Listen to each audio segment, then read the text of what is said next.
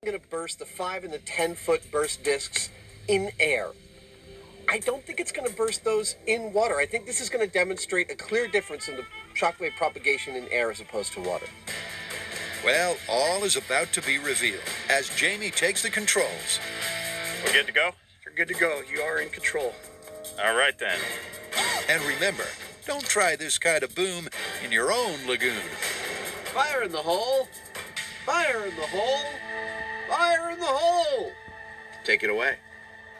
50 pounds of ANFO in 3, 2, 1. Bye-bye.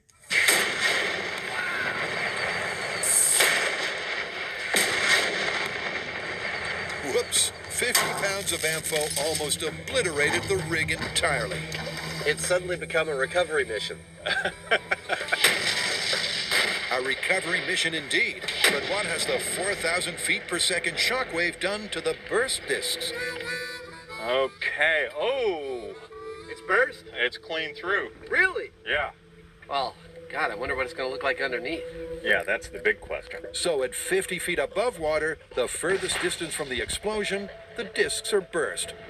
But underwater, Both burst discs are burst. Wow. 50 pounds of ANFO burst every single pressure disc. But that huge blast is making it difficult for the guys to call this one just yet. ANFO's reputation is that of a pushy explosive, and like the pushy kid on the schoolyard, it has decimated 2 out of our 4 masts. Is this a result? Not really the definitive result we're looking for. I'm hoping for more from Dynamite. That's right, the Mythbusters have one more explosive for bomb disposal. This time around, we're using 50 pounds of dynamite. That's 25 of these things. Now, dynamite is a high explosive that creates a pressure wave that moves at 9,000 feet per second in air. It's faster than the ANFO was, but it's got less push. In the industry, that's known as brisance. The final explosive is cautiously towed into position, ready for a detonation. Look at it go, our little tetrahedron of death. Yep, it's all down to that little tetrahedron. The gas explosion showed you'd be better off underwater, whereas the ANFO detonation was total devastation above or below the surface. So now it's all down to the dynamite decider. Fire in the hole! Fire in the hole! Fire in the hole! All right, I'm gonna do it. 50 pounds of dynamite. And 3, 2, 1.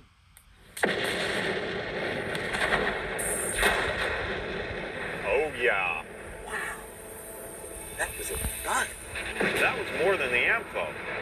The dynamite explosion was, well, dynamite. I only see one of our things left. Yeah. Salvage operation.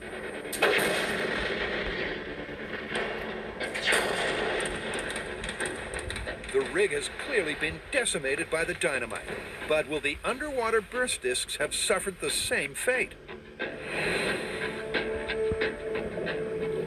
It's a hilarious horror show down here.